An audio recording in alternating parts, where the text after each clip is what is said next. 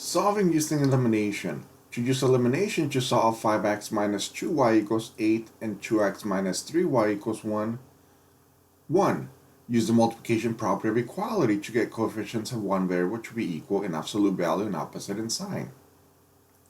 2. Add left sides and add right sides of the equation to eliminate one of the variables. 3. Solve for the variable. And 4.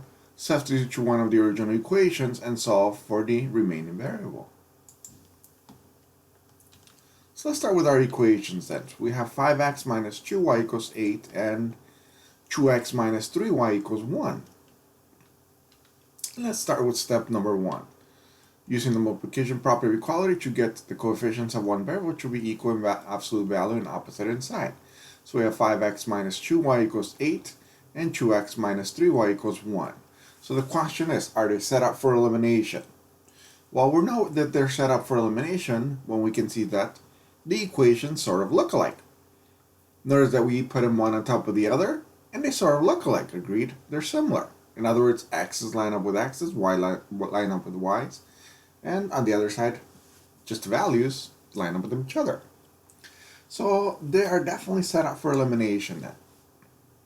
Do be aware, you can also solve using substitution, okay? You can use it interchangeably, substitution or elimination. But notice for elimination, you gotta set them up for elimination. So let's see, what do we want to eliminate? It's your choice. Flip a coin if you must, okay? Or draw it out of a hat, whichever one you choose to select. So in this case, let's say we want to eliminate the y's. You could also eliminate the x first if you choose to, but you choose one or the other, but not both. So but for this case, we're going to try eliminating the y.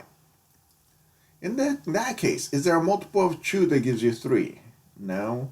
Is there a multiple of 3 that gives you 2? No. So in that case, we're going to have to find the least common multiple. The number that they both multiply up to, but the smallest. Well, we don't necessarily have to. We could do that. We could make it that complex. But let's make it easy. Bottom line, let's say we are multiplying, and notice we put parentheses around everything, the entire equation on both cases. We're multiplying by the numbers that they each have. In other words, the y at the bottom has a 3, the y at the top has a 2, so we're multiplying by 3 and 2. That's it. That's one way of doing this. Otherwise, you can look for a single multiple if it has one for the other one. So in this case, we won't be able to, so just choose the 2 and the 3 in this case, and flip them. In other words, use them on the opposite equation. And now we can distribute them. So step 2, add left sides and add right sides. We're heading that way, so not quite yet, but let's distribute first. Distributing 3 times 5x will give us 15x. 3 times 2y, negative 2y, gives us negative 6y. 3 times 2 is 6, right? So 3 times 8, 24. Okay, and let's also distribute the bottom. Although I have limited room for showing the distribution, but you can follow along as well. 2 times 2 gives us 4x. And 2 times negative 3 will give us negative 6y. And 2 times 1, remember we're distributing to everything, it's the entire parentheses, so 2 times 1 gives us 2. Hey, were we able to eliminate the y's? In other words, if you try adding negative 6y plus negative 6y, does it eliminate? No, it only gives us negative 12. So it looks like we didn't do quite the work that we wanted to. So that means since both of them from the beginning had the same sign, both y's on both equations had a negative, we need to make one of them opposite in sign. Your choice. You could make the 3 be negative or the 2 be negative in the front. So let's say we choose the 2 to be negative, just for reference. So distributing the negative. Negative times a positive 2x will make us a negative 4x. Negative 2 times negative 3y would make that a positive 6y. Opposite signs, negative, negative, actually, I should say, make a positive, right? Two same signs make a positive. Negative 2 times 1 will give us a negative 2 now. So there it is. Now we corrected our previous issue, and we have now made them so that they will eliminate. We have negative 6y plus y cancel each other out. So it works now. They eliminate each other. That's great. Now for step 2 then, adding. So we're adding 15x plus negative 4x. Well, in a sense, they're subtracting, right? So 11x. And then the y's canceled. 24 minus 2 gave us 22. All right, so all we have left is 11x equals 22. So step 3 says to solve for the variable. We're solving for x. X is the remaining variable for now, right? So let's solve for x. Divided by 11 on both cases to get rid of the 11 from the x. What we do to one side, we must do to the other, right? So 11 divided by 11 cancels out.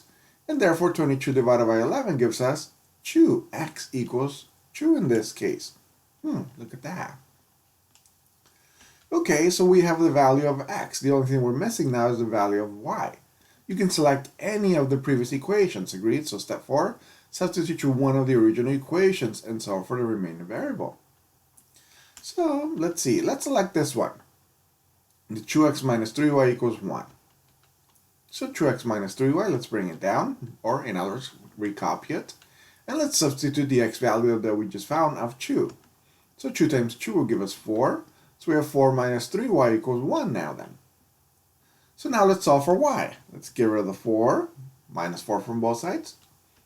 And this gives us negative 3y equals negative 3 now. So 1 minus 4 gives us negative 3, agreed?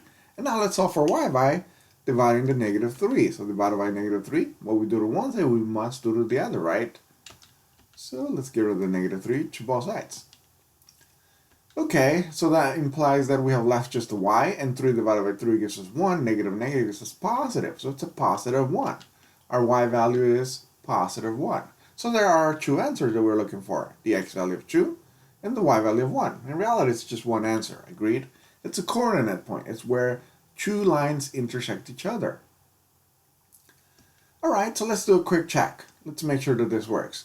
Let's use the 5x minus 2y equals 8 equation, top left equation, the first one. And we're going to substitute the x and y values. So there we go, x and y values substituted. 5 times 2 will give us 10, 2 times 1 gives us 2, and that'll be a negative 2, right? So it'll be 10 minus 2, does that equal 8? Yeah, it does. 8 equals 8, so it's a true statement. That means our answer is correct. Hooray! We got our answer correct, and we just also checked that it's also true. So this was solving using elimination.